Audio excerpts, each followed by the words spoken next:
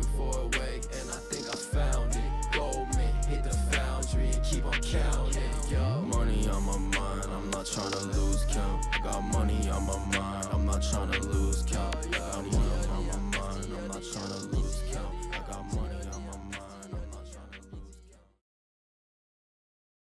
Hey, everybody. Welcome to Bridge the Gap podcast. This is crypzom, and today we have some guests from GoldMint, and this podcast is actually sponsored by GoldMint. So I'm excited to have Doc and Vu on and get to talk a little bit about something other than just what you're hearing in the AMAs and seeing in Discord. We'll get to talk a little bit about these guys and their lives, what they do in real life versus in DeFi, and kind of talk about what we're seeing right now happening and the future stuff, and just kind of shoot the shit a little bit here and there and have a good time. So I guess I'll ask Vu to introduce himself first. Yeah, thanks for having me, crypzom. I am Vu. I am the founder of GoldMint. I've been running this protocol for almost exactly 3 months now. Our 3-month anniversary is tomorrow. So I'm really excited about that. But I've been having a lot of fun running this community. I've been hanging out in DeFi for quite a bit longer, probably going on close to 6 years now. Participated pretty early when the concept of DAOs were going on. This is the first protocol I've run, but I've been on the sidelines and interested in just the way that DeFi can start to kind of do some of the things that we're used to from traditional finance in a better way. And I really have enjoyed the last 3 months of getting to run one myself with Doc and the rest of our team. Awesome. And then I'll have Doc introduce himself, and then I guess we'll probably get into some questions I have for you guys as well. So go ahead, Doc. Yeah, perfect. Thanks, crypzom. So everybody, I'm Doc. Super pumped to be here for the first podcast. Really excited, big smile on my face. I think we'll be able to talk about some great stuff. Just a little bit quick background about myself. So I'm actually a practicing physician. That's where the Doc name came from. I'm fortunate enough to be the co-founder of GoldMint with Vu. I really come from I guess a crypto and a traditional investment side. I have a lot of experience and interest investing in precious metals in all different modalities in the past. With regard to GoldMint, I've helped to lead a group of our angel investors. And my specific job has really been trying to help manage our DAO so that we can put that to use in support of our protocol and to really provide yield from our community members and everything. So appreciate you having me, crypzom. I'm looking forward to us having a good chat. Heck yeah, man. Heck yeah. Precious metals, you touched on that. I'm also, I love precious metals. I have them as well. I have quite a few of them.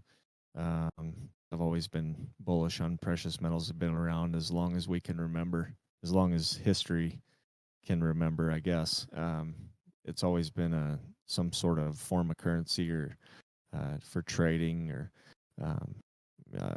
lots, jewelry, everything. It's pretty neat to have it, and that's what brought me to GoldMint was whenever I seen that it was related to I guess pegged to PAXG, which would be follows the price of 1 troy ounce of gold, live price of it, and is backed by real gold in a vault. So that's why I was like, wow, yeah, this is cool. I got a couple questions for you guys. Tell me, I guess, what got you into DeFi? Like, what was the one thing that got you guys into DeFi? And whoever, Doc, you can start first, or what, Vu, it doesn't matter, but I want to know. That's like my question to everybody's like, how did you get to DeFi? Like, it's so far out there. How the hell did you get there? We probably have an interesting answer, and Vu will hop in on this, but we had combined forces. So I've been involved in Crypto God since probably I would say 2017 or so, and I started off just traditionally like everybody else. I bought some Bitcoin that did pretty well. I then sort of got out into Ethereum, and I personally got into DeFi. There's some researchers that I had followed, and they had uh, made some recommendations. Was really interesting. And then I remember specifically the first time I ever heard about Ohm and Olympus, and it just sort of blew my mind a little bit. And honestly, at that point, I think I had Vu and I had a pretty intense conversation. And following that, we really went down the rabbit hole, I'd say, together, Riz. So we started learning more about protocols ourselves, started to join Discord servers and really try to understand the inner workings of it. And I'm sure Vu has something to answer, but I think for me that really aha moment was when I was introduced to Ohm and Olympus and started to see how that would work. Yeah, I will. I'll say he covered it pretty well. That was really when Doc and I were like, wow, there's something to this. I really, I'm still in Olympus's server. Our current protocol is a partner of theirs. We use their Olympus Pro program, so I think really, really highly of what Olympus is doing with bonds, and then their innovation just in the space overall, but specifically their focus on different ways to use bonding on the blockchain. So we loved what they were doing. And that definitely drove our deep active participation. When we said this is the coolest thing in the world, and we started, like he said, diving into Discords, learning about other protocols, the launches of protocols, kind of talking among ourselves, like what was going good, what was going bad, what was working, what wasn't. I mean, it led to the root of finding seniorage protocols and kind of everything that led to this.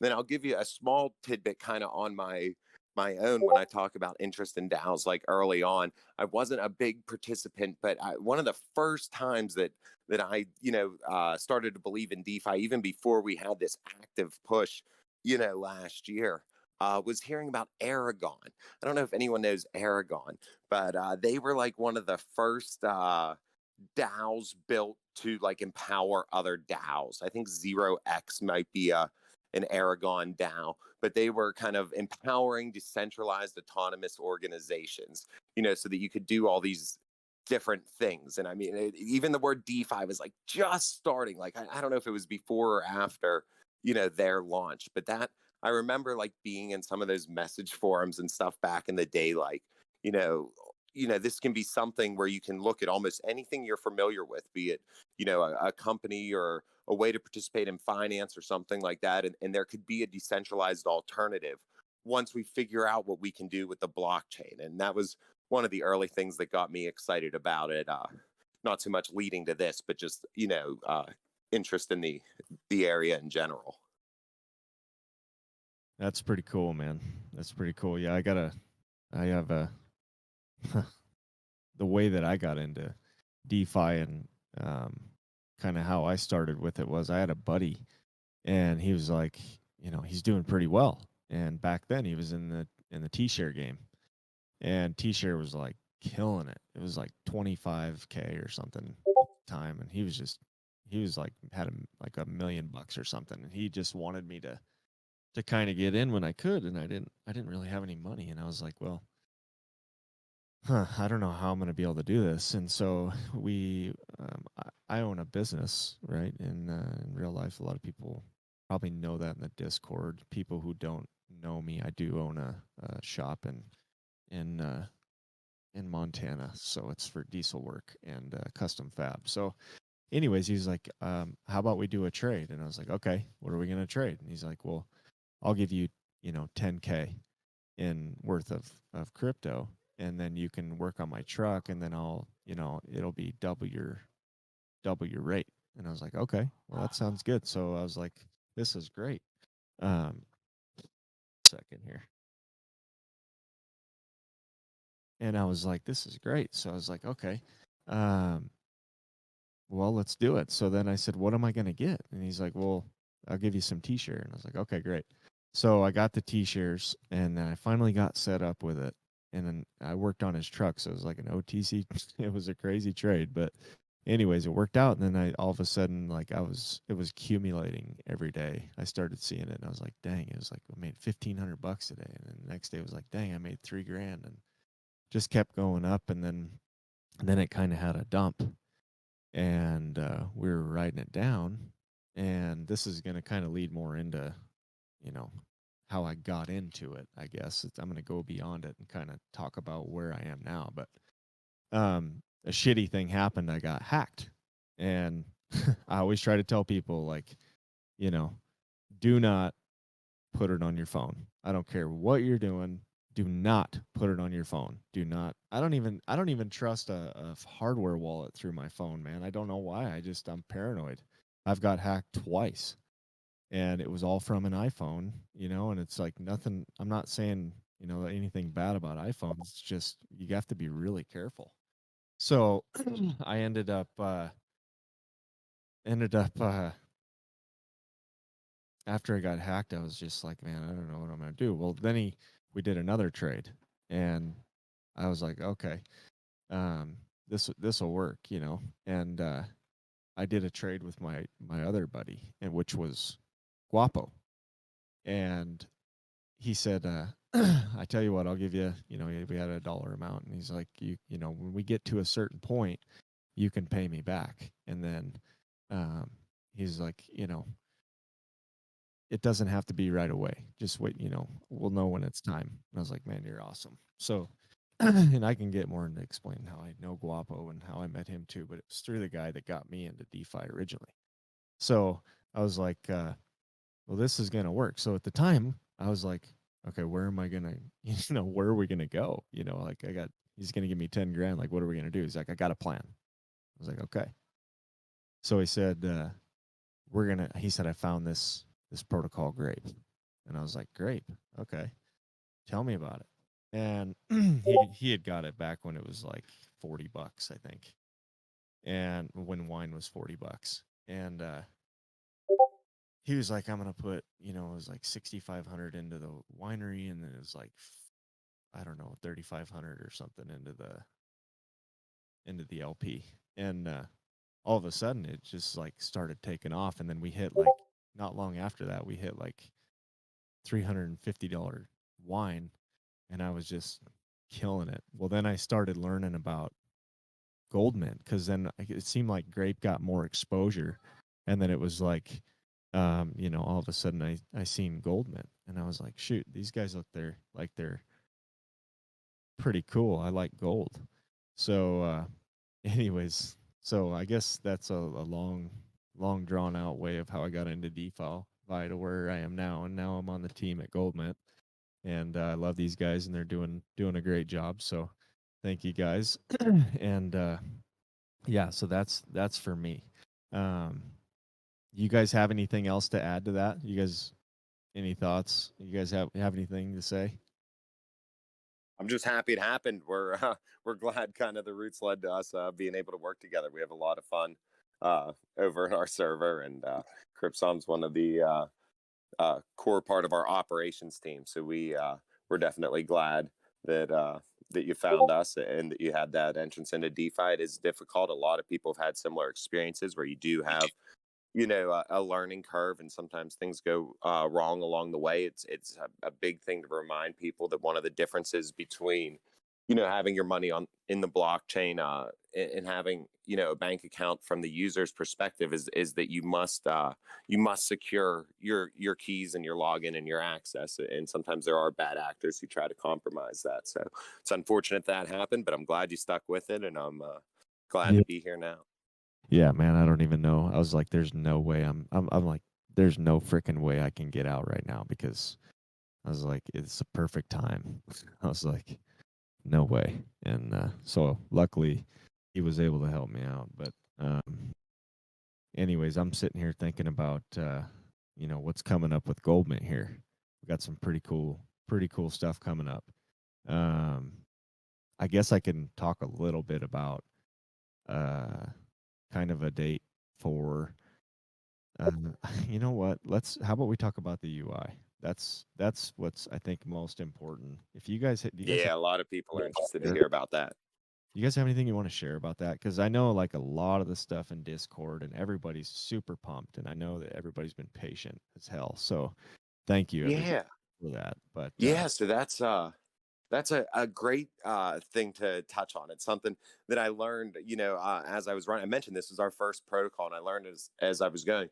We had a pretty simple UI for a senior age protocol when we started, and we had it operating pretty smoothly. We didn't have too many issues, and then as time went on, it seemed like things were breaking, not working. The data wouldn't report. It would take too long to load and things like that. And then we realized that kind of that standard UI, it does two things. It was set up to be very simple and kind of just to do the basics, and it also relied on third party providers for access to the data and calling our current prices and things like that.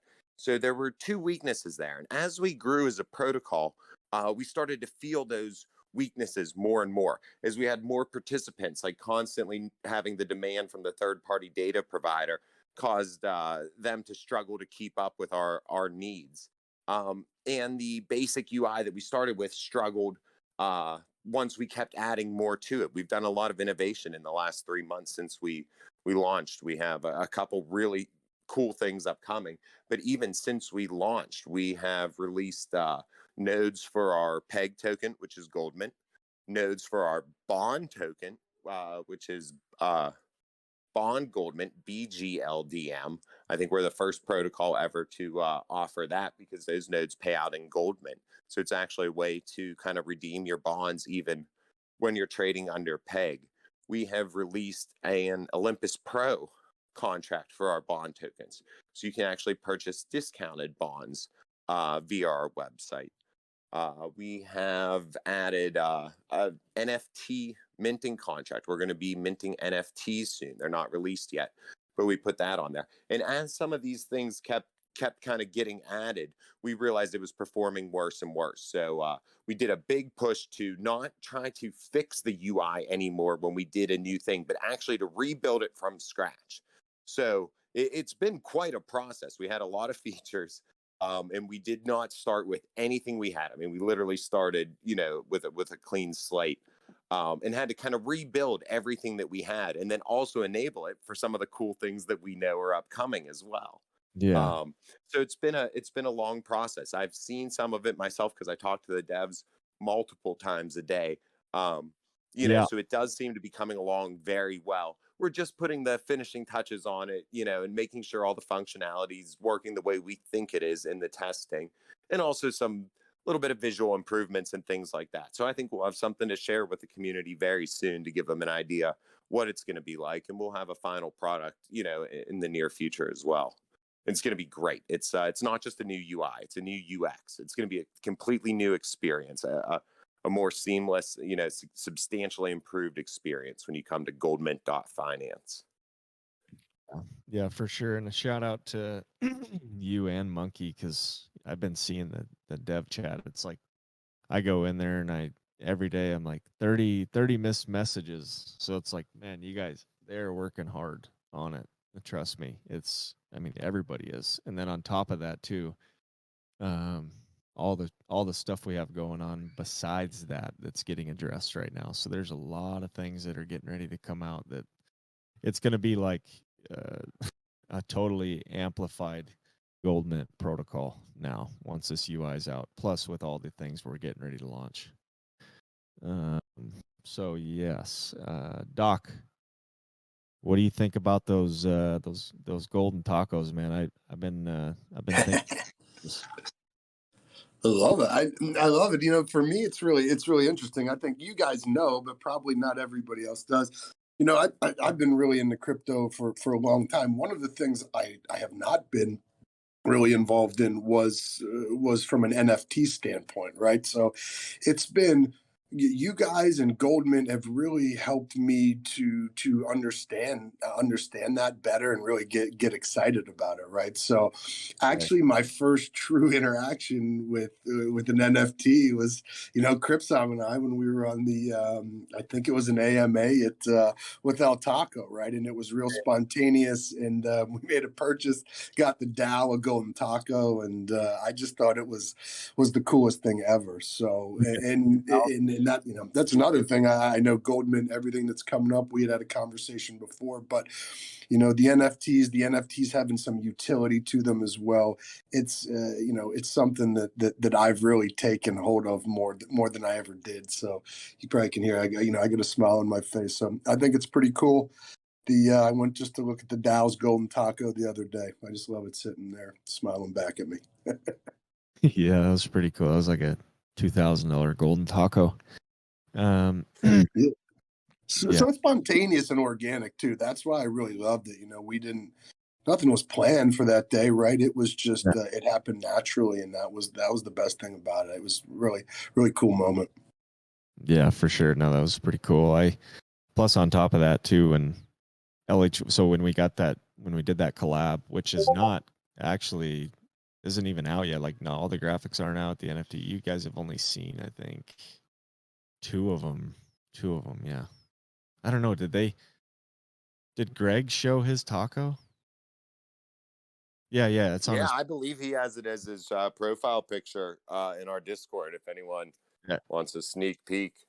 that's right. I forgot it was on his profile picture. I always see that dude he puts up with like the gold coins, dropping the gold coins, that gift that he always uses. It's so funny. Um, yeah, so anyways, we've only had, because I got one and then Greg got one on a giveaway, and I bought mine, and I set the floor price at $1,000 because LHB got one at a giveaway, but he got the one that I wanted with the gold ring on the head, the taco. And I was like, man, I got to get that off you. And so we set the floor price at $1,000 for those, but there's only 5 of them. So it's going to be really tough to kind of pick one of these up, because you're going to have to it's going to be either, I think in ETF, it's going to be like a giveaway or something. You can't purchase these. It's only like, either we might Yeah, auction when there's one of them that off. few, you'll find that that's a lot of the times it'll go like special releases. You got to be involved in something special for a special giveaway or something.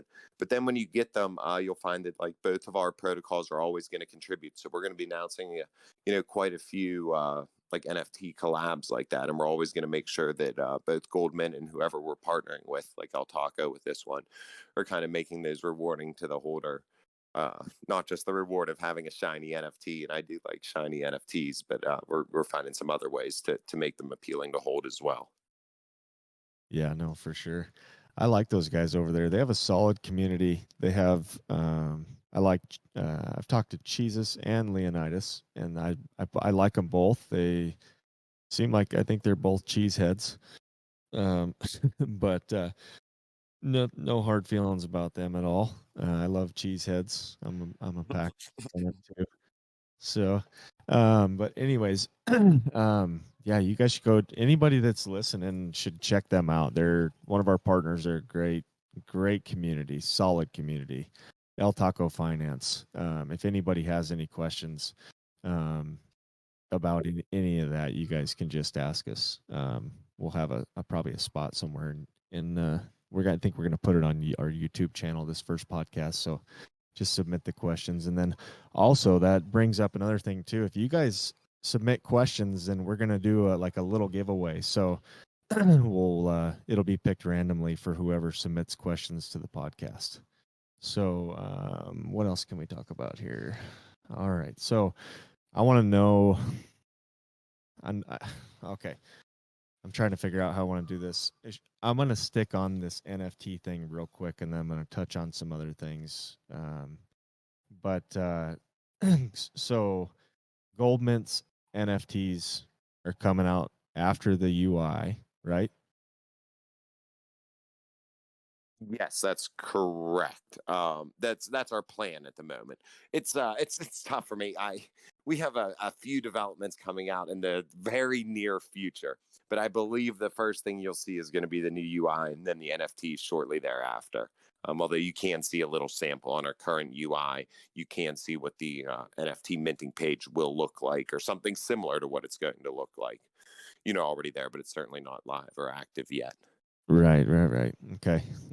Yeah, because I'm thinking about NFTs now, and I'm also thinking about the kind of the grape collab. But I want to talk first a little bit about GoldMint, about what are the future plans for cross chain. Yeah, excellent question. So we have not committed to a firm date or partner. Cross-chain is something that is super appealing to us. We think bringing a token that is pegged to a token like PaxG, that gold-backed token that we love, is only on Ethereum. So we think bringing a like mirrored asset that's pegged to that to these other chains would be a great way for people on chains like AVAX or Binance Smart Chain to also to be able to participate in this yield, kind of based around gold ecosystem. I think it would be really appealing, but we just want to be careful. I know it's something that it's a big step for an ecosystem. You have to make sure any bridging is secure and that the transfer of tokens is figured out. So it's definitely something that's on our roadmap. Yeah. I can't imagine it would be in the very distant future, maybe next quarter or something like that. So we're definitely looking at it. We're just going to make sure we're ready to do that transition, and that we have the right incentives for the participants too. Our ecosystem's on Ethereum. We love Ethereum. There's a reason we chose to be here. So we're always going to have that core ecosystem there. But just like we do with the NFT collabs, and anytime we bring our token somewhere, we're going to make sure whatever DEX we partner with or whatever we do, that we're going to have some incentives and some reasons to participate in GoldMint Finance over there on the other chains as well, even if it's not through our central D app on Ethereum. Okay, perfect. And that kind of leads me to, I was going to talk a little bit about the roadmap, but I will say that if you guys look at the roadmap, like we're kind of killing it, I think, in my opinion, on it. I consider us to be ahead of schedule on most things. There's always some things that slow you down. The UI's been a lot of work, and there's some categories that I think were a little bit more difficult than we anticipated. But yeah, we've been hustling. We've grown to we have 3 developers that work for us right now, and actually a development contractor on the NFTs. So we've grown, quite a bit since we started. We have a lot going on the back end. We move at at a pretty quick pace. Speed of DeFi, you have to, guys. That's how this works. Yeah, it's like 4 times the speed, like as any other life project. It moves 4 times faster, it seems like. I was gonna say, yeah, that leads into my next thing I was gonna ask about. Kind of talk a little bit about the devs, if you would. How our devs are now versus kind of how things might have been in the past and how things are looking up. And we got really good devs Oh, and yeah. For those of us who know GoldMint, well, they probably already know that. But yeah, we have 3 main devs right now. We have a full-time dev, Mr. James, Web3 dev that works on our like core contracts and D app integration and things like that. Then we have a part-time UI dev, Sweet Talks, and who's known in the area. And we also have a development contractor that is helping us with the UI specifically to go through this whole overhaul. Since there's so much at once, we don't want to pull too much away from our other development. And that's Nico with Moonvault. He's an extremely skilled developer. He's been a huge asset. And then we also have a third contractor working on our NFTs. They have their own NFT series on that they're going to be coming out with, possibly on IOTA, I think. And they just happen to have some of the experience that we needed. Our NFTs that we're releasing are certainly not going to be just pictures, so we have a ton of use case incorporated in them, and it was complicated to get that coded. So we had to work with, kind of specialist dev to get those NFTs set up to have all the utility that we wanted. So yeah, that's where we're at. Awesome. That's going to lead kind of into something else I want to talk a little bit about real quick before we get into something that'll be kind of fun to talk about. So, first thing is I want to talk about this NFT with Grape Howard, the collab that we've been working on there. I have pretty much got everything finalized with LB. So everything's done. We've got all the design is ready. The contracts, he said he's working on them. And then he's pretty much, well, he was working on them, I should say, because he said it's pretty much done. I mean, it's ready to go, basically. So we just have a couple little percentages we have to figure out, but it's I shouldn't say 100%. It's 99%. So anyways, that's going to be exciting. There's going to be very limited supply of these. We're thinking 100, maybe 150, but we're thinking 100 for right now. So and it's going to be like there's not going to be very many, man. I mean, 40 of them are going to go to a VIP club. So that's only going to leave like, I don't know, maybe. It depends too, because we might have some to give away as a teams as well. So maybe 50 of them will be available to pick up. So you're gonna have to have pretty fast fingers. But yeah, these are gonna be cool. They're gonna have utility in both protocols, getting airdrops from both protocols. And yeah, that's gonna be really cool. So I just want to tell everybody that it's pretty much ready, and we're gonna launch it as soon as we have a date set for the UI. It'll probably be, a day or two within probably a couple days after that.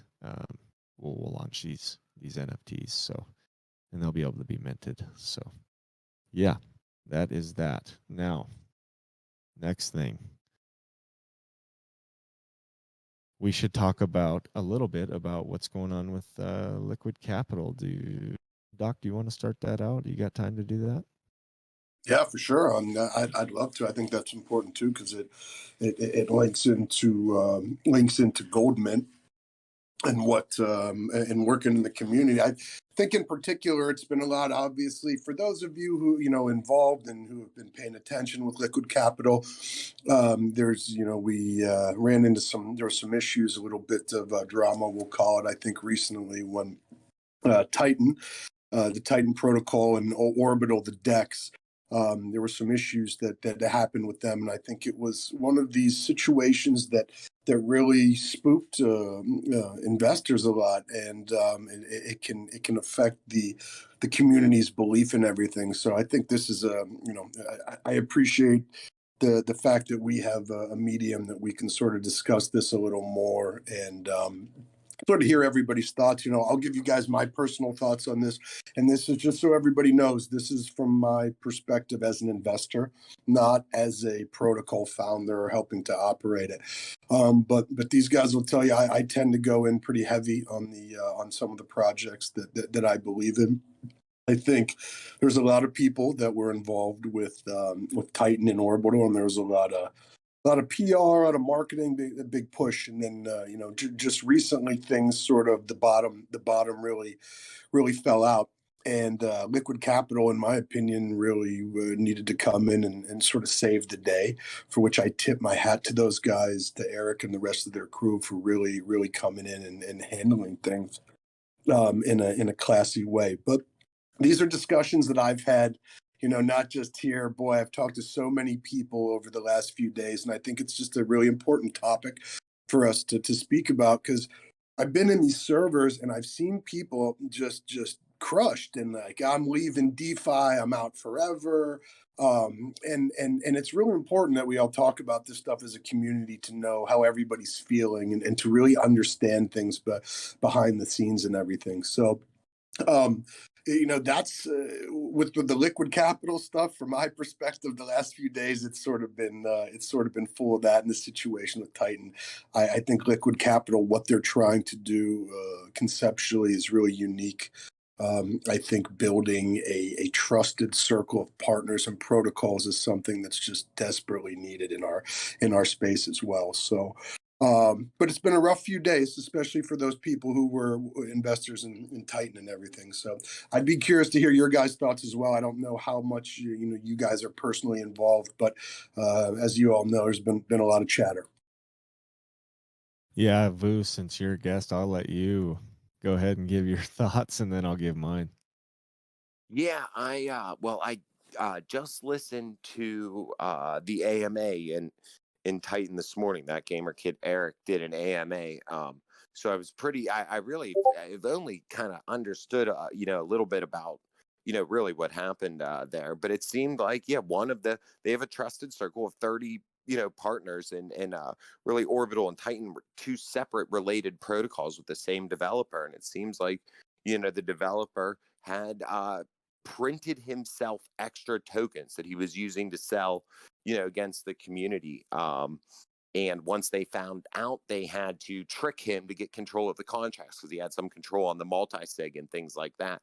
So they couldn't let him know what they knew, or act like they knew that information, about these weird transactions or whatever. They had to trick him. I believe they told him there was going to be some big sale or some big payday, you're going to get bought out or something like that, and kind of got him, using those methods. So they had to execute kind of a pretty tactful, not just like on the blockchain, but also, using wit and strategy to kind of get that. So I think that really helped, show their value. Liquid Capital is in the middle of their pre-sale.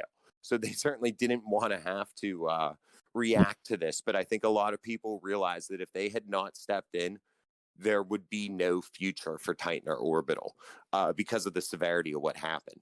So I think there's a lot of people who are disappointed because there's been loss in value. And I can imagine I would be too. I wasn't a participant myself, but that would be crushing. But it's nice that they were able to stop it before before it was too late. So it sounds like they have a plan to get these folks who are holding those tokens into Liquid Capital, since they're still ironing out their total numbers of the pre-sale and stuff. There was still room to get something back to these guys. So I think they handled it pretty well, and I think they did a good job, kind of showing their value So I'm gonna that way. Yeah, they did. And real quick too, sorry to interrupt and add on to that. I think there's two parts of this story, right? And it's really important for all of us in the crypto and the DeFi space to hear this, and especially people who are running protocols and trying to build people's trust.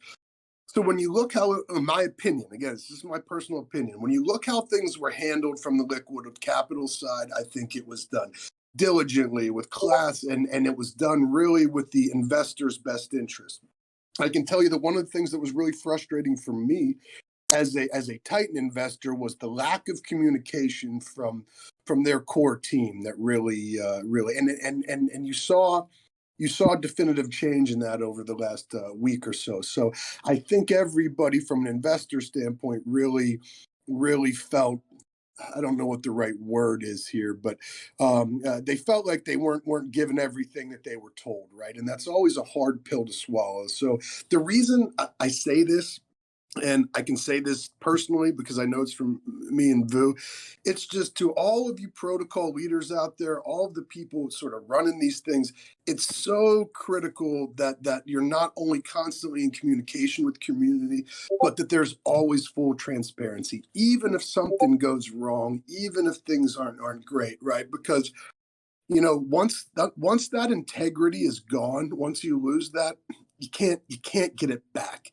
And there's no good protocol out there that's worth the salt that doesn't have an amazing community to go behind it, right? And that basis of trust and integrity is what everything's built on. So I think it's a really big lesson that we should all sort of take into account whenever we look at a situation like this. And you know what's funny, man, is that's like what you just talked about. Integrity is like exactly why I started this podcast, because I want people to know, who they're investing in, because you're investing in people. You're not, you're investing in a project, but what are you truly investing in? You're investing in people and their feelings and how they are and how they react and how they do things when they get pressure, or how they do things when the tables are turned, or we're under peg, how do they react, so, and then you also get to see how the devs react, are we going to build, or are we going to stay stagnant, that's so basically, that's why I started this podcast. And one of the, the closing things on this podcast is I always say I want to connect integrity with DeFi. So this podcast is for that, connecting integrity with DeFi, because we need a lot of that. And if we don't have that, what the hell are you investing in? You know, I mean, you're better. You have the same odds going to a Keno machine and going and plugging $1,000 into that thing. I mean, that's the way I look at it. What do you guys think? Oh, Yeah, absolutely. Yeah. yeah. I I mean, mean, dog, honestly, like that's what Don yeah. said. Go ahead. Sorry, a slot machine is honestly better because at least you know at that point you're where your money's going, and it's not getting taken or something done illegally. So yeah, I mean, I think you're spot on, and you said it very very eloquently. Lou? Yeah, on the same note, yeah, it, like you said about the community, you know, and the trust in the team. You know, if you don't, it's not, people aren't investing in the code. I mean, 99% of the people who are involved in blockchain can't read Web3 code. You know what I mean? These guys are investing in the team and their ideas, and because they believe that they're going to execute them well. They trust the founders, they trust the mods, they trust the developers to do their best. You know, that's what you're investing in, and that's why, like we were talking about with some of these, you know, other ones, when they go bad, why it can be so crushing and upsetting, because it is personal. It's personal. You know, there's so many things out there. No one participates in every aspect of DeFi. It's a choice, and you have to have that level of integrity and trust, Yeah. more than you need the newest feature. That's, couldn't have said it better myself. Yeah, no, for sure. For sure. It's interesting what's going on right now. I will say, like, a good thing that happened was Liquid Capital being able to acquire their own decks through the whole thing that fell apart. Liquid Capital, people can argue both sides, right? I'm going to tell you the side that I stick on at the end, but I will tell you what the argument is with both sides. So we're supposed to have this circle of trusted partners, and then something like this happens, right? So you have that one side of the argument. Like you could say, you know, well, what happened to the circle of trusted of partners? Well, I could say, and what I say is, look at the strength of this circle of partners that are trusted, because look how fastly it was taken care of. I mean, it was like, boom, they were on it. It was, I mean, nobody even knew about it and they were on it. Things were still rolling out, pre-sale still going on, and they had it. They kept things going. So that's, I mean, and look at everybody. Yeah, there might be a little bit of a FUD going on, whatever. You're always going to have that. I mean, you're never going to get away from that. But you know what, man? They're kicking ass. We're going to keep kicking ass. It's not going to stop, man. I mean, the devs alone, I mean, I'll give a shout out to LB. That guy, holy shit, man. He's incredible. I mean, just to see the stuff he's got going on, and then I'm talking to him, and you know, he can hold a conversation and still have a call. And then on top of that, like, I didn't even know that this was going on, and he knew about it. I didn't know. And he was still able to talk with me about all that other stuff. So the way he can manage like everything he's doing in his time is pretty incredible. And just the team, you know, not just him. I mean, the whole team. So yeah, that's what I have to say about that. Absolutely, yeah. I think honestly, in my opinion, and again from an investor standpoint, and I'm invested in Liquid Capital, and I'm gonna probably invest more. This gives me more faith in them. To be honest with you, it's really good to see how they came in quickly. Again, it was handled with class and integrity. It was done quickly, and this was not an easy situation for them, and the timing probably couldn't have been worse. So you're absolutely right, crypzom. And to me, from outside looking in, it gives me more faith in what they're trying to build, and it makes me believe even more that what's coming out of their mouth is going to be acted on too. So I think it's a really a feather in their cap for how they handled this. Oh yeah, and then I'm looking at what they've raised so far, and it's gone up. So it's not like, you know, Liquid Capital's hurting from this. I think if anything, it benefited. Unfortunately, people lost some money, and that's really a tough thing. And that's never a good subject. It's very sore, and I can feel for you guys as well. I've been involved personally, and I've lost well over $30,000, and that's not. I know that's not much for some people, but that doesn't include the winter that we're in as well. That's just tokens that were gone. So I feel bad for you guys, and I'm sorry, but there's a light at the end of the tunnel here. I mean, it was quickly picked up, quickly addressed, and here we go. LFG. That's right. That's right. And honestly, for the Titan holders and those investors, boy, like, thank goodness for liquid capital, because if they weren't here and weren't involved, it would be a complete utter loss and 100% a disaster. And now there's really a viable path, back to where those folks wanted to be. So, yeah, liquid capital saved the day. And you're right, Crypzom, too. I think the fact that them now having really operating control of a DEX like that that's a really powerful thing and could serve them very, very well.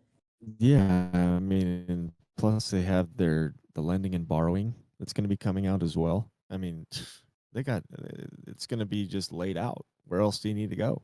You got all the good partners there. You got all your good protocols. I mean, basically, we have a circle of people that we don't really need to go anywhere. People can come to us and we can vet them. Yeah, it's a complete ecosystem that they've established. It really is. Yeah, exactly. Having plans to on-ramp fiat, and being able to just be able to do everything right there. Then hell, where else do we need to go? Absolutely. But anyways, I'm probably going to have those guys on, I think, next podcast. Over there. Yeah, it'd be great to hear from them. We had, obviously, I've spoken to that gamer kid Eric quite a few times, heard him on AMAs as well. He does an awesome job. And then we had the one and only David from Liquid Capital and Titano, of course, on Twitter Spaces. And he was just, really, I felt like I was getting a free TED Talk. I mean, it was really inspiring to kind of listen to him speak. And Titano just comes from a place of like understanding just so much about DeFi and being through the best of the bullish runs and through some of the difficulties too. They're just so well rounded and so, like you said, similar to LB, just calm, cool, and collected in the face of challenges, and that's really what you need in DeFi. So it'd be awesome to hear from their crew again. Well, I already got Dave already told me, he's like, yeah, I'll go on there for sure. So if I can get them on, I'll get, even if I got to record it on like a Wednesday or whatever, I will. But if I could get those guys on, which I think they will, I'll talk to LB and Eric and and Dave and see if they want to come on. So, but yeah, that's the plan for the next one. But real quick, I want to talk real quick about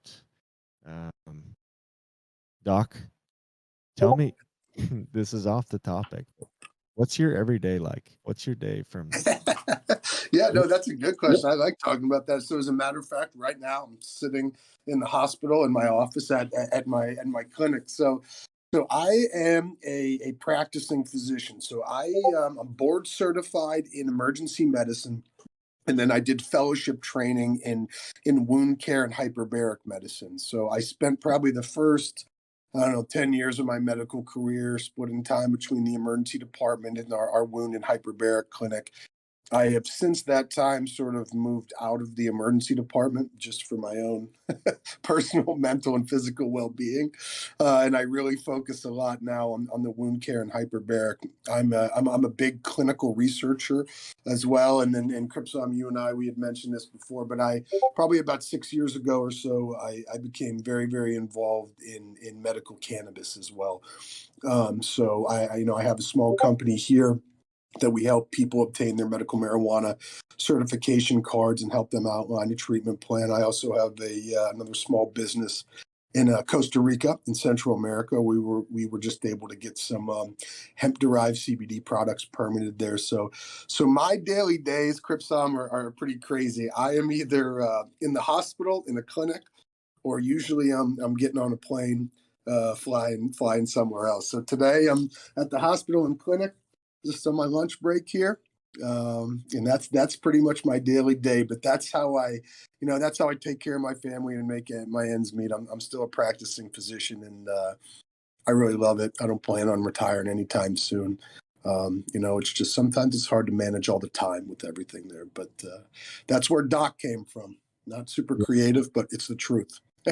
Yeah, I like that. I like that. My name on Discord is the truth too, crypzom.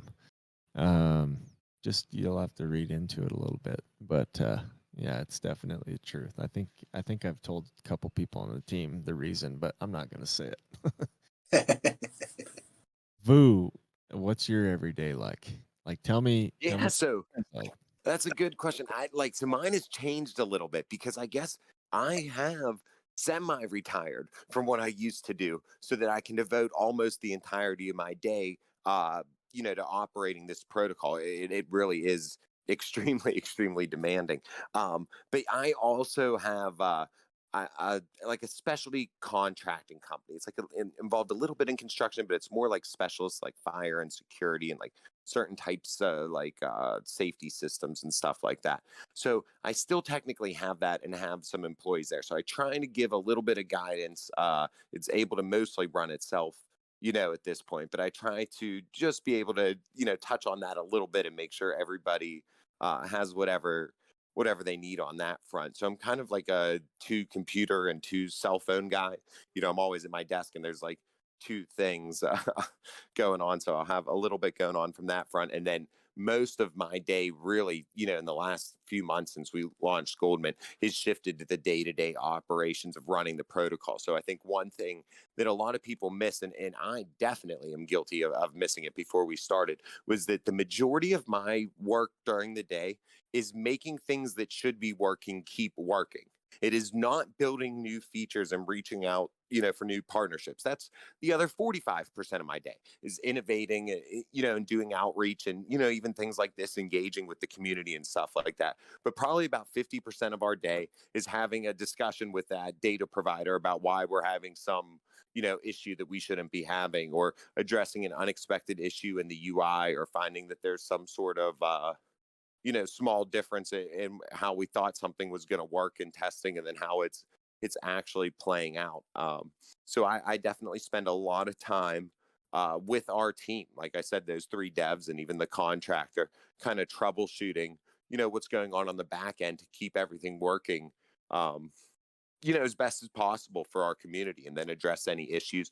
We have a ticket and support system in our Discord. So if you're not in our Discord and you are having difficulties, you can always reach out to us there. So we try to handle any issues privately too. If someone needs to discuss, they think something didn't operate properly or are confused about a transaction, we try to kind of respond to the community too, as they have issues, not just kind of fixing them, from the development end, but engaging with my participants that need help with something.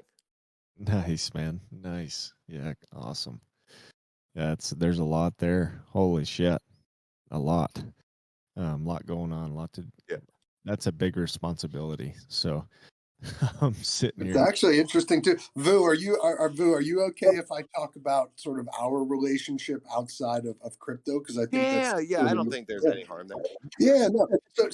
So Vu and I are actually family members, right? And I'm married to Vu's cousin, so we've known each other for a long, long time. And actually, I think it's really one of the key things in our relationship and helping with GoldMint, because we're close to each other. We sort of know where our moral standpoint is, right? We're always on the same page. We can be together a lot. So I think that's been really, really beneficial for GoldMint and us to be able to have that type of relationship that we have. It also helps to, going back to that integrity thing, when you have complete, utter trust in your partner, and you know that they always have your back, and you know that they're always going to do the right thing, it's such a big deal. I've been in so many businesses, and I've had some bad partners too. So I just think to me it's a really neat thing, and maybe not everybody knows that about me and Vu's relationship, but it's something that I think helps drive it, and we know that we know we're committed long term, put it that way. Yeah. Oh, that was definitely worth bringing up because I have had people ask me that, like, do you know your co-founder in real life? And it's like, really, really, really well. Yeah. So there is a lot of trust that we have, and that does help. I mean, I know some people that found protocols, and there's nothing wrong with this, but have people that they trust that they've met over the internet. But there is, maybe a little bit, more, to the relationship Doc and I have just from sharing so many family dinners and watching our kids play together. So there's that aspect too, guys. Yes. And our wives commiserating how we spend too much time on crypto. That's always a common thread. Oh, that's the truth. Shoot. All right. Well, that's crazy, man. I on my everyday, I was sitting here thinking about this. My everyday. Well, I'll tell you right now. I'm sitting in my shop. I'm looking outside at a slip and slide going on, and I don't know. I don't see any kids out there. I got two kids, but nobody's on the slip and slide. But if I look to the right, my daughter's naked, running around. My son is walking on my deck handrail, and my dog's chewing up a shoe. You need So to take a picture, Yeah, man. that's real life. Yep. yeah, what in That's the great. Crypzom, do you mind me asking your children, are they young? yeah, I got one daughter that's 3 and one son that's 6. That's amazing. That's great age. Those kids are so fun at that age, man. So fun. Yeah, man, they're a terror too. I mean, I've got like 6 horses, and I've got a goat named Dixie. She's gonna maybe someday I'll show her. She's pretty cool. She's got a broken leg. That was the best thing that ever happened to that goat. Was getting her leg. Really? How did she break her leg? Did she? Oh my God. Sorry, but there might be a little bit of language in this podcast. I should have told you guys that from the beginning, but fuck this goat, man. She is crazy. She thought she was one of the fucking horses. She was like, yeah, she just thought right away she was one of the horses because I took her away from her goat homies over in, wherever I got her from. And so she was just a little baby. And so she was underneath the feeder when we were feeding horses, and one of the horses stepped on her leg and snapped it. Oh God. Oh no.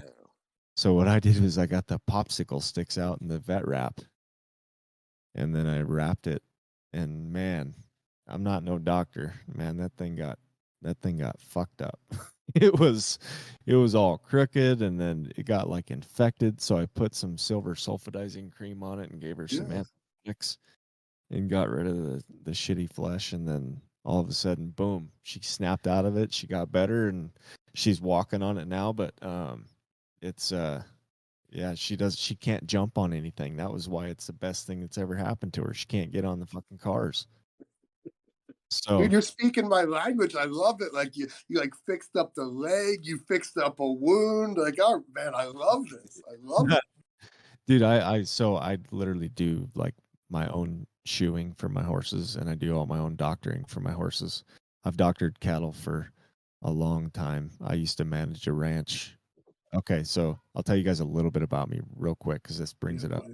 I used to manage a ranch first. I did for 6 years. So we ran cattle and horses, and so I've been a part of that for a long time. So yeah, the doctoring and stuff, I've had to do it on my own because I pack too. So like I like to pack in the woods. I'll bring like 6-7 horses and a mule, and just go back in there and fucking.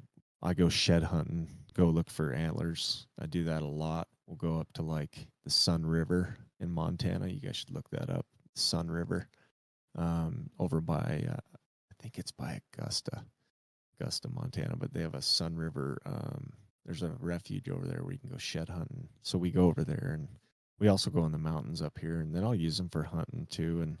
And I also have horses. I do a lot of ranch roping and shit. So when we're roping and stuff and doctoring cattle, and when we're branding and cutting calves nuts off and branding them and giving them shots and ear tags and kick them out, we can't call it that, so we have to do it all ourselves.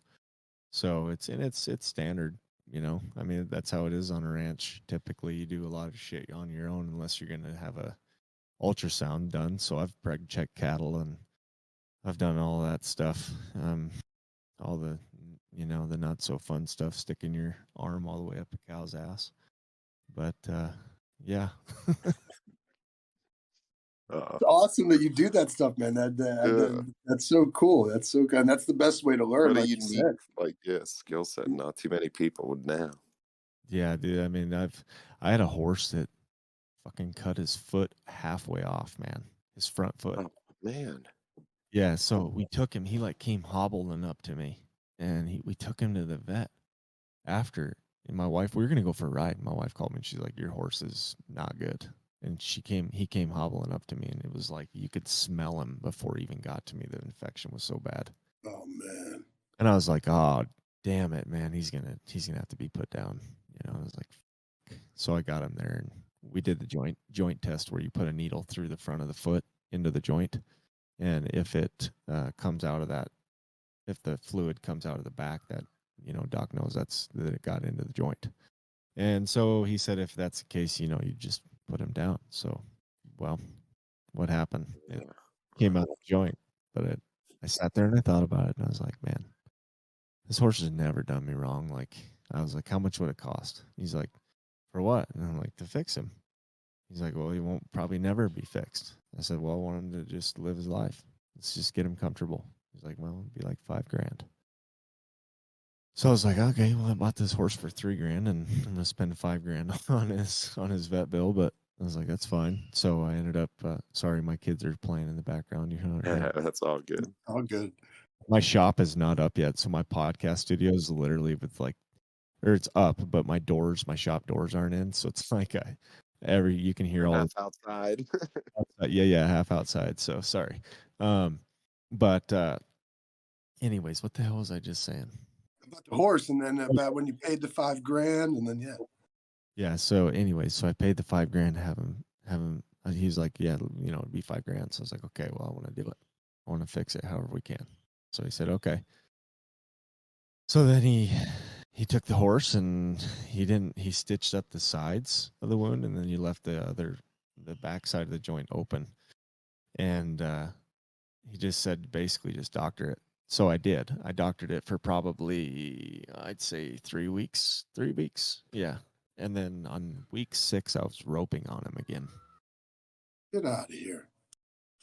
Yeah, it Dude, was it's incredible. amazing. Dude, if you ever need a job and want to come work in one of my wound centers, please just let me know. Okay. There you go. There you go. Second calling. They call me in real life, like I always relate to MacGyver because I can figure out a way to do it somehow. I like it. Yep. But so let me tell.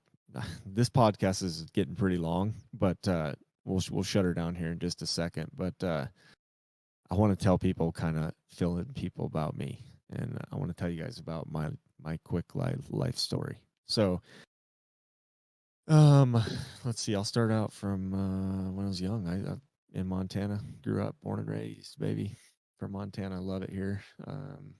We have a lot of good people here. A lot of good people coming from all over. Guapo is one of my homies in Discord. He's about 10 miles up the road from me. So that's nice to have him near me. But yeah, I born and raised here. When I was younger, I was living on the other side of the valley.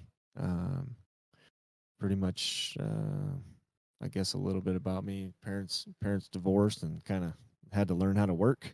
And so I started working at a young age and got out of high school, went to the oil fields, worked in the oil fields for 4 years. When I first started there, I was pushing a broom in a shop, and I was a certified welder at the time. And I was pushing a broom at the shop, and I was like, fuck it, I'm gonna get a job here.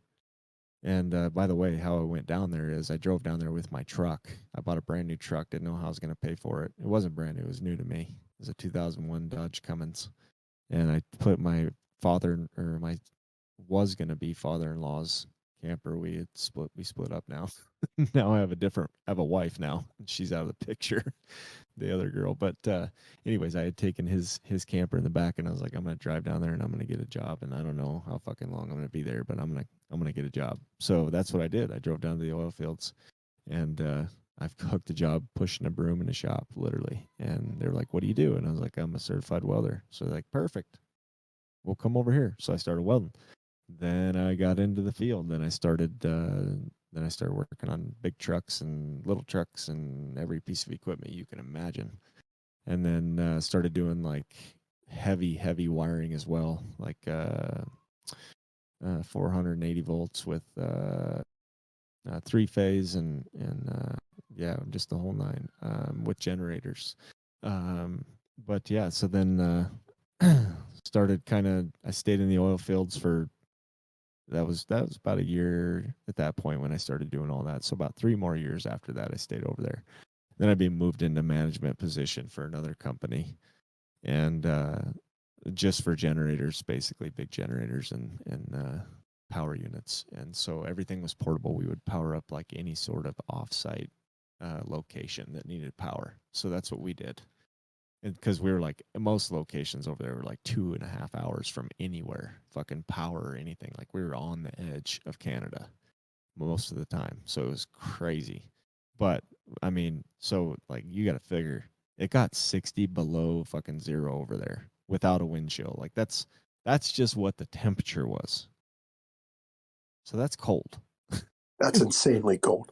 Yeah. So these guys' lives were basically in my hands. Like they would say, do not travel. Well, guess what I did? I traveled because I had to go get their generator running so they could fucking have heat and power because they'd be out, man. They'd have their trucks. It was so cold, their trucks wouldn't even start, man. So they were like huddled up in one shack and there was like 10 on the location. And it was like, Jesus, it was terrible. But that's what I did. And it was fun. It was a lot of fun. And then that led me into kind of working on diesel pickups I came back here and I was making I went from 130 grand a year to making $16 an hour, and I still had a house payment, and came back to Montana. So, but I knew the oil fields was going to crash. I was like, I just see it coming, man. So I came back and I got established, and then boom, it crashed. And then I was working for a diesel shop in town here. And then at the time, then after that, I was, I started working on, not after it, but during it, I started working on a ranch on the weekends, helping this guy. And I was like, I want to get out of that diesel shop and start building cars for this guy. So that's what I did. I left that diesel shop and I started building custom cars for this rancher and then also managing his whole ranch. And then we would fly, I didn't just do that. I'd fly to and from California with him quite a bit. And we'd go up to his business up in California, and it was so nice, man. I'd scoot around and just basically be his right-hand man, go to lunch meetings with him and do business deals. And yeah, it was fun. But then things kind of went a little south, not south there. I would just say there's a miscommunication. He started getting started having some mental health issues with dementia. So things kind of falling downhill there because of that. But after that kind of led me into starting my own business. And now my every day leads me to that. I wake up in the morning. First thing I have is Black Rifle coffee because that is my favorite coffee in the world. So I don't know if you guys ever had Black Rifle coffee. No, I'm Cafe Bustelo, straight espresso. 1 cup, that's it. Every day to start. That's how I do it. And I'm probably the only doctor on the planet who doesn't drink coffee. I tried every which way but loose, and I just can't do it, man. Dude, that's all I drink is Black Rifle. I'm gonna see if those guys will sponsor this podcast. That'd be so cool. I doubt it, but it's worth a try. It'd be fun. But they have the best shit. Well, if not, enjoy the free pitch, guys. Yeah, right. Yeah, no, I do love Black Rifle. That's all I have every day. But yeah, so I get up in the morning, have coffee, come out to the shop. I got a couple guys working for me. I get the whole day lined up, and right now I've got 20 trucks sitting here. So, and then on top of that, we're doing custom Sprinter vans that we're getting ready to build a company for just doing custom Sprinter vans. That's all we're doing. And we're going to have a full tactical line. So the build is actually going to be, I can't tell you the name. My partner would be pissed, but it's going to be cool. I have a patent that's going to be for a rack for these Sprinter vans. So, this doesn't really tie into what I do every day, but it does tie into kind of what I do in general. So we're starting a business just for doing that. And we're going to actually offer a bulletproof line of Sprinter vans that's going to be a full on camper van, like Oh, mobile. that's pretty wild. Yeah. Yeah, no, it's awesome to get to know. I mean, that's the coolest thing about the podcast is you kind of get a chance to talk about like your real life behind the scenes a little bit more than just like your 5 minute rundown of your favorite protocol. That's actually really cool Yeah, stuff. and I mean it's like what I'm doing is fucking crazy. It's a big goal, but I'm gonna do it. I have no doubt in my mind I'm gonna do it. But we have like I started my business on $1,000 at $1,000. Now my business is worth well over $1 million. So Good for you, man. That's amazing. That's Way to amazing. do it. Yeah, congratulations. yeah, thanks. I mean, I did it in a year, man. My 1 year was June, and I had made over $1 million already. And plus So that we've got, I mean, Jesus, just the amount of equipment that you have to have for a business and what's that worth and the buildings and oh my God, it's just dude, when you start a fucking business, oh my God, you have so many expenses you don't even realize it. God, tell me I about can it, man. definitely relate. Yep. I know you guys can. I know you guys can because I was like, man, it's crazy. But anyways, yeah. So anyways, those Sprinter vans, they're gonna be dope. They're gonna be cool. They're gonna have like a full security system in them to where it'll be a fingerprint entry as well. So it'll be specific to whoever owns it or to whoever's in traveling, and it can be reprogrammed from the Oh, main admin. yeah, that's pretty slick. I got to know a guy over that knows Motorola, like on the developing side, and he's wanting to set up a meeting with me to do that technology. And then also another company that I'm going to try to get a hold of, and I know them personally, is Faro Concepts, which is actually based out of here now, which is a line of tactical gear that like Navy SEALs and military uses. So we're going to offer those products in these vans, and this tactical Sprinter van is going to be fucking decked out, man. It's going to be so awesome. So that's what I'm working on as well. So I have that going on. I have my diesel shop. I have a custom fab shop as well. And 2 kids, 6 horses, 2 dogs, a goat, 2 cats, 2 barn cats. And I got 2 employees working for me now. And yeah, guys, I am sticking around. Like I did this podcast to show people like there is some fucking real good people here, some really good, really trustworthy people here, and I'm willing to tell everybody everything about me. I don't care, but I will say one thing, if there's any threats, I don't recommend them because if you show up here, you better fucking be ready. That's right. I have a fucking arsenal. So just saying. That's right. It's going to be a showdown. Fucking luck, dude. I have so many people around me. We have a community that's just tuned in. So, and it's like literally like who's doing what, where, when, and how. But yeah, it's crazy. Yeah. So, anyways, I guess for that, that's really about it with me. And that kind of sums it up here, really. I do want to say a couple of things on the end of every podcast, and that is 2 of my sayings, and it's money isn't everything, but it is everything else. So, with that being said, like be smart, be smart. That's why we're all here, is to make money, right? We want to do well. So, invest in good teams. Be smart with it. Be smart. And the reason that I'm here and doing this podcast is to connect integrity with DeFi. So any questions you guys have, anything, just ask us, and like the podcast. We'll have it. We're going to try to get it onto some bigger areas. You can get it like Spotify and whatnot. But yeah, just throw us a like. If you guys have any suggestions, let us know. We'll try to get it on Liquid Capital next for the next one. So, and then the intro to the podcast was done by Sigil, our homie Sigil. We're getting ready to drop a GoldMint song. It's going to be hot, man. I'm excited. Yeah. So yes, the intro is from Sigil, man. So thank you, bro, for doing that for us. Big shout out to him. He's part of our GoldMint community too. He's a brother. So thank you. Yeah, that's great. That's awesome. Thanks for coming on, man. Appreciate that. It's a good first podcast. And yeah, we'll talk to you guys soon. Yeah. Thanks for having us, on, man. crypzom. All right, Yeah, guys. good Yeah. time, man. Good time. You everybody be well and talk soon. Sounds good. Thanks. All right. Thanks, Bye. guys. Al. I've been looking for a way, and I think I found it. GoldMint, hit the foundry and keep on counting. Yo, money on my mind, I'm not trying to lose count. Got money on my mind, I'm not trying to lose